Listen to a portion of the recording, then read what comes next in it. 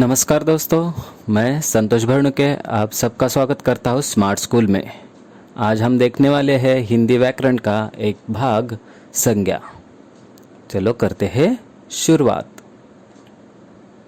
संज्ञा किसी भी व्यक्ति, वस्तु, पक्षी, जानवर, स्थान और काल्पनिक तत्व, भावना या गुणों को दिया गया नाम संज्ञा कहलाता है। किसी भी व्यक्ति, वस्तु, पक्षी, जानवर, स्थान, काल्पनिक तत्व, भावना या गुणों को दिया गया नाम संज्ञा कहलाता है। उदाहरण: पेन, पुस्तक, भारत, वेदांती, पेड़, हाथी, असावरी, चिड़िया, आम, पानी, हवा, नदी, आकाश इत्यादि। ये सारे संज्ञा के उदाहरण है। संज्ञा के बारे में और जानते हैं।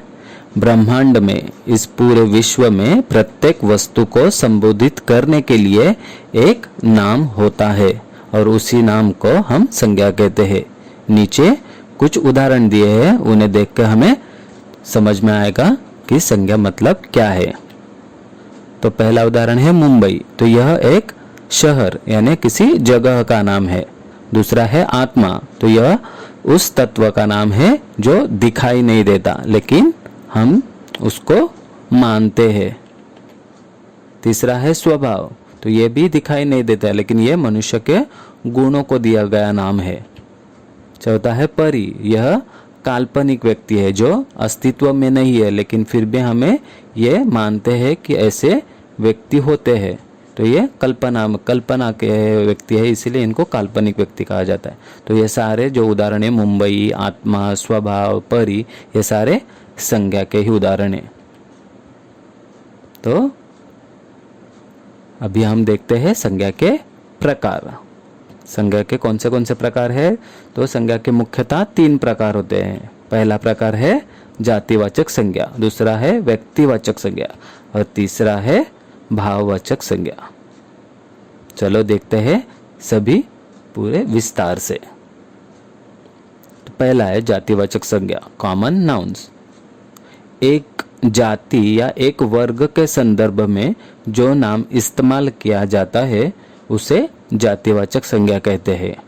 जो शब्द किसी एक जाति या किसी एक वर्ग के संदर्भ में आता है उस शब्द को हम जातिवाचक संज्ञा कहते हैं। तो जातिवाचक संज्ञा को सामान्य नाम भी कहा जाता है। जिसके उदाहरण है किताब, पंछी, भवन, फल, फूल, शहर, गांव, आदमी आदि। तो ये सारे जातिवाचक संज्ञा के उदाहरण है, कॉमन नाउन्स के उदाहरण। तो जातिवाचक संज्ञा के 2 प्रकार होते हैं। तो ये कौन से प्रकार है हम देखते हैं। तो जातिवाचक संज्ञा का पहला प्रकार है, वास्तव में हिंदी में समुदायवाचक मतलब कलेक्शन नाउन और द्रव्यवाचक संज्ञा, ये दोनों को जातिवाचक संज्ञा कहते हैं, लेकिन इनमें कुछ विशेष फर्क होता है, इसीलिए उनको 2 अलग अलग हिस्सों में हम वर्गीकृत करते हैं, बांटते हैं। तो पहला प्रकार उसमें से देखते हैं समुदायवाचक संज्ञा, कलेक्टिव नाउन्स। किसी व्यक्ति, वस्तु आदि के समूहों को संदर्भित करने वाले शब्द को समुदायवाचक संज्ञा कहते हैं। किसी व्यक्ति, वस्तु आदि के समूहों को संदर्भित करने वाले शब्द को समुदायवाचक संज्ञा कहते हैं। समूह मतलब कलेक्शन, किसी का संग्रह, एक बंच। तो सभी एकत्रित श्रेणियों को दिया गया जो नाम रहता है उसे समुदायवाचक संज्ञा कहते हैं। जिसके उदाहरण है सेना। तो सेना किसका कलेक्शन है, किसका समूह है? तो सैनिकों का। पुस्तकालय, तो पुस्तकालय जो है वो पुस्तकों का संग्रह है। दल, किसी सैनिकों का। फिर से संघ, तो ये खिलाड़ियों का। सभा, तो सभासदों का। आदि जो शब्द है ये सभी समुदायवाचक मतलब कलेक्टिव नाउन्स के उदाहरण है। दूसरा प्रकार है द्रव्यवाचक संज्ञा, मटेरियल नाउन्स। किसी द्रव्य, धातु, वस्तु आदि पदार्थों को जो संदर्भित करने वाले शब्द होते हैं उसे द्रव्यवाचक संज्ञा कहते हैं। मतलब कोई द्रव्य, धातु या वस्तु या कोई पदार्थ रहेगा उनको संदर्भित करने वाला जो शब्द रहेगा उसे द्रव्यवाचक संज्ञा कहते हैं। उदाहरण है पानी, तो ये द्रव्य है। सोना, ये पदार्थ है, वस्तु है। चांदी, लोहा, तेल, दूध, चावल, गेहूं आदि ये सारे द्रव्यवाचक संज्ञा के उदाहरण है। तो संज्ञा का दूसरा प्रकार है व्यक्तिवाचक संज्ञा, मतलब प्रॉपर नाउन। तो पहले हमने देखा सामान्य मतलब किसी समूह को, अभी ये व्यक्तिवाचक मतलब किसी एक व्यक्ति को, किसी विशेष व्यक्ति, प्राणी या स्थान या विशेष वस्तु को संदर्भित करने वाले शब्द को, किसी विशेष व्यक्ति, प्राणी, स्थान या विशेष वस्तु को संदर्भित करने वाले शब्द को व्यक्तिवाचक संज्ञा कहते हैं। व्यक्तिवाचक संज्ञा के किसी समुदायवाचक संज्ञा का बोध नहीं होता है, मतलब इससे किसी समुदाय का बोध नहीं होता है, किसी संग्रह का बोध नहीं होता, एक ही व्यक्ति या प्राणी का या स्थान का संदर्भ देता है, इसीलिए इस शब्द को हम व्यक्तिवाचक संज्ञा कहते हैं। जिसके उदाहरण है भारत। तो पहले हमने देखा कि देश, तो देश आएगा किसमें, समूहवाचक कलेक्शन में आएगा, लेकिन यहाँ पे भारत तो ये प्रॉपर विशेष देश है, तो इसीलिए ये व्यक्तिवाचक संज्ञा में आता है। आशीष मतलब बच्चे है, तो बच्चे समूह में जाएगा, लेकिन आशीष मतलब उस बच्चों में एक कोई आशीष है, इसीलिए उस व्यक्ति को मतलब उस शब्द को हम व्यक्तिवाचक संज्ञा कहते हैं। मुंबई, नवी मुंबई, यमुना, जापान, ये आदि सारे व्यक्तिवाचक संज्ञा के उदाहरण है। अभी संज्ञा का तीसरा प्रकार है भाववाचक संज्ञा, एब्स्ट्रैक्ट नाउन।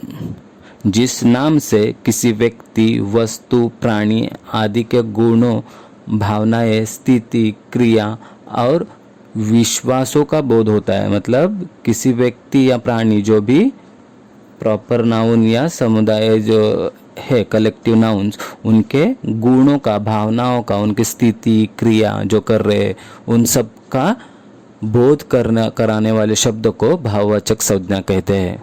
भाववाचक संज्ञा वास्तव में न होकर यह काल्पनिक नाम होते हैं, मतलब यह कोई वस्तु या कोई प्राणी नहीं होता है, ये वास्तविक न होकर काल्पनिक नाम होते हैं।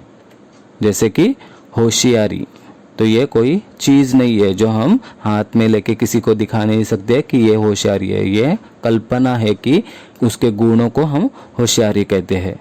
क्रोध, सुंदरता, प्यास, खुशी, हंसी, वीरता, ये सारे विशेषण या उनके गुण हैं, तो इन गुणों को, इन काल्पनिक शब्दों को जो नाम दिया जाता है उसे भाववाचक संज्ञा कहते हैं। धन्यवाद। इस तरह से आज हमने संज्ञा मतलब क्या है और संज्ञा के प्रकार कौन से हैं, उसके उदाहरण क्या है, ये अच्छी तरह से समझ लिया है। धन्यवाद।